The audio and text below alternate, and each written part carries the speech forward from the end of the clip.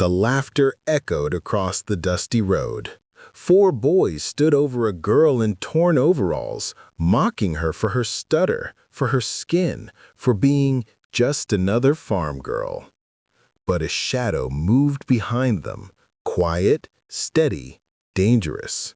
Her twin sister, Lila, stepped out from the cornfields, and though her voice was calm, her eyes said something else. You picked the wrong twin. Layla and Leah grew up on a small farm outside Pine Hill. Their father taught them how to plant, their mother taught them how to pray, but life taught Layla how to fight. When their mom passed away, the girls became inseparable. Leah was soft-spoken, gentle, always humming to the cows. Layla was different, quiet but sharp. Every night after chores, she'd sneak to the barn and practice jujitsu moves she'd learned from free YouTube tutorials. No one knew. To everyone in town, she was just another quiet farm girl. Until the day her sister didn't come home from school. When Layla found Leah crying by the fence, her lip bleeding and her backpack ripped open, something inside her broke. The next morning, Layla walked her sister to school herself. She didn't say much. Leah kept whispering, "Please don't do anything. They're not worth it." But Layla's silence was louder than any promise. At recess, the same boys cornered Leah again, thinking Layla had gone home. They laughed, calling her Mud Girl, pushing her backpack into the dirt. Then one of them froze, because behind them they heard a soft voice say, "Pick it up." Layla stood there, boots dusty, fists loose, eyes cold. The tallest boy smirked. "What are you gonna do, farm girl?" She tilted her head.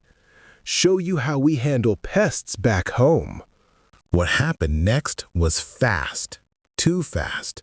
Before the boys even blinked, one was on the ground gasping for air. Another flipped over her shoulder, his elbow twisted behind him. The others backed away, faces pale. This wasn't a street fight. It was controlled, precise, like she'd trained for years.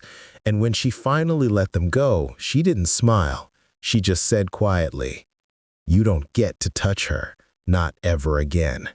The teacher who saw the whole thing later told the principal, "I've never seen anything like it. That girl moved like a soldier." The story spread through town like wildfire. Some parents called her violent, others called her brave. But Layla didn't care about opinions. She only cared that her sister could walk to school without fear again. One day, Leah asked softly, "Why didn't you ever tell anyone you could fight?" Layla smiled faintly, because sometimes power means nothing unless it's used to protect. Weeks later, one of the bullies approached Leah with trembling hands, offering an apology and a new backpack. Leah forgave him, and as they walked home under the sunset, hand in hand, Layla whispered, "Let them underestimate you, sis. That's when you're strongest." Because sometimes the quiet ones aren't weak. They're just waiting for the right moment to remind the world who they really are.